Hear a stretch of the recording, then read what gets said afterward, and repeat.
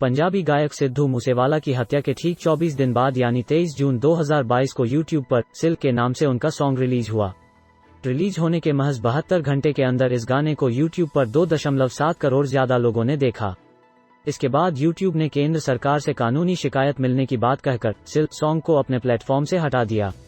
ऐसे में आज भास्कर एक्सप्लेनर में जानते हैं कि सिद्धू मूसेवाला के सॉन्ग में ऐसा क्या था कि मरने के बाद भी उनके गाने ने केंद्र सरकार की धड़कनें बढ़ा दी।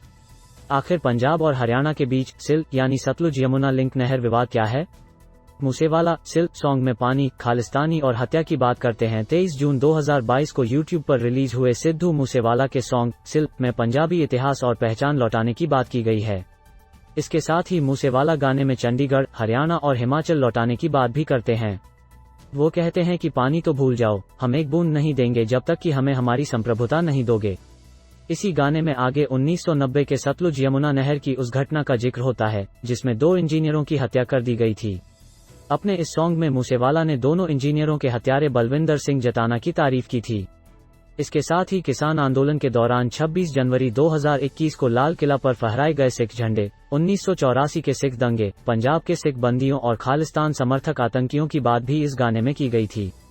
यही वजह है कि रिलीज होने के बाद ही यह गाना वायरल होने लगा।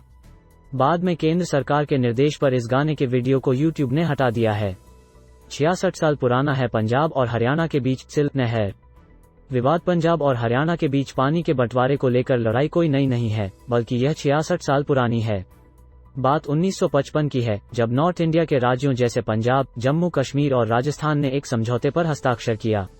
इस समझौते में पैप्सू यानी आज के हरियाणा, हिमाचल और पंजाब के कुछ क्षेत्र भी शामिल थे। हालांकि जल बंटवारे को लेकर किया गया यह समझौता आने वाले समय में सफल नहीं रहा। इसके बाद जब 1 नवंबर 1966 को हरियाणा राज्य पंजाब से अलग हुआ तो इसके साथ ही दोनों राज्यों के बीच जल विवाद का मामला गहरा गया। बाद में इसे खत्म करने के लिए दोनों राज्यों के बीच 214 किलोमीटर लंबा जलमार्ग सतलुज यमुना लिंक नहर बनाने पर सहमति बनी। इसके तहत सतलुज नदी को नहर के जरिए यमुना नदी से जोड़ा जाना था। इस नहर का 122 किलोमीटर लंबा हिस्सा पंजाब में जबकि 92 किलोमीटर हिस्सा हरियाणा में बनाया जाना था। दोनों राज्य सरकारों ने 1981 में इंदिरा गांधी की मौजूदगी में इस नहर के बचे हुए काम को 1983 से पहले पूरा करने का वादा किया था। 1976 में पंजाब ने नहर नहीं बनाया तो मामला सुप्रीम कोर्ट पहुंचा। हरियाणा और पंजाब दोनों ही राज्यों को मिलकर इस 214 किलोमीटर लंबी नहर का निर्माण करना था। पंजाब में 30 किलोमीटर ज्यादा नहर का हिस्सा था, इसलिए हरियाणा सरकार को नहर बनाने के लिए कुछ पैसा पंजाब सरकार को देना था। हरियाणा ने 1976 में ही 1 करोड़ रुपए की पहली किश्त पंजाब सरकार को दे दी थी। इसके बाद 2006 तक करीब 192 करोड़ रुपए पंजाब को सिल नहर बनाने के लिए दिया था। वहीं हरियाणा ने अपने हिस्से की नहर का निर्माण 1980 में करीब 250 करोड़ रुपए खर्च करके पूरा कर लिया था। पंजाब ने इस नहर को बनाने में ज्यादा इंटरेस्ट नहीं लिया, जिससे दोनों राज्यों के बीच विवाद बढ़ा तो उन्होंने सुप्रीम कोर्ट में अलग अलग याचिकाएं दायर की। 1982 में इंदिरा गांधी ने किया था सिल नहर का शिलान्यास। 8 अप्रैल 1982 को पटियाला जिले के कपूरी गांव में एक शिलान्यास समारोह आयोजित करके सतलुज यमुना लिंक नहर के निर्माण का शुभारंभ किया गया। सब कुछ सही चल रहा था, लेकिन तभी संत हरचंद सिंह लोंगोवाल के नेतृत्व में शिरोमणि अकाली दल ने नहर के खिलाफ आंदोलन शुरू कर दिया। इस हिंसक आंदोलन को देखते हुए राजीव गांधी ने लोंगोवाला के साथ समझौता किया।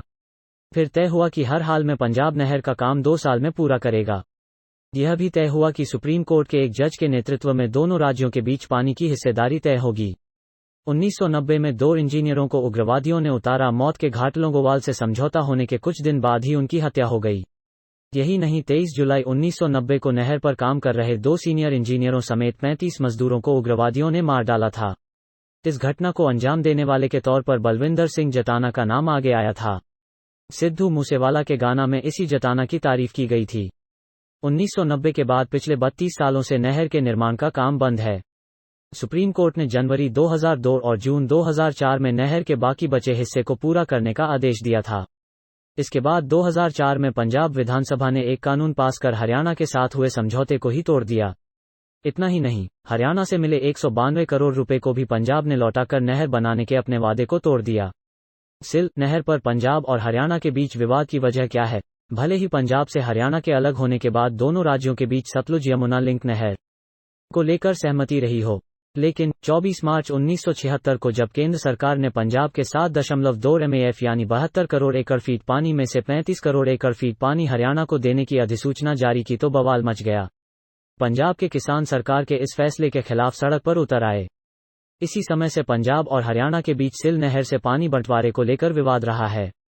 एक तरफ हरियाणा इस नहर के आधे पानी पर अपना हक जताता रहा है, वहीं दूसरी तरफ पंजाब रिपीरियन वाटर राइट्स के तहत नदी और नहर के करीब बसने वाले लोगों का इस पर पूरा अधिकार बताते हुए हरियाणा को आधा पानी देने से मना करता रहा है।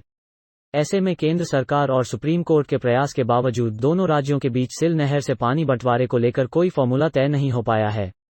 सिल गाने को हटाने पर अब यूट्यूब ने दी है सफाई। इंडियन एक्सप्रेस की रिपोर्ट मुताबिक सिद्धू मूसेवाला के सॉन्ग को हटाए जाने पर यूट्यूब प्रवक्ता ने कहा कि सरकार की ओर से की गई कानूनी शिकायत के बाद इस सॉन्ग को हटाया गया है। उन्होंने कहा कि जब सरकारें एक तय कानूनी प्रक्रिया को अपनाते हुए किसी वीडियो पर शिकायत करती हैं, तो उस वीडियो का रिव्यू किया जाता है।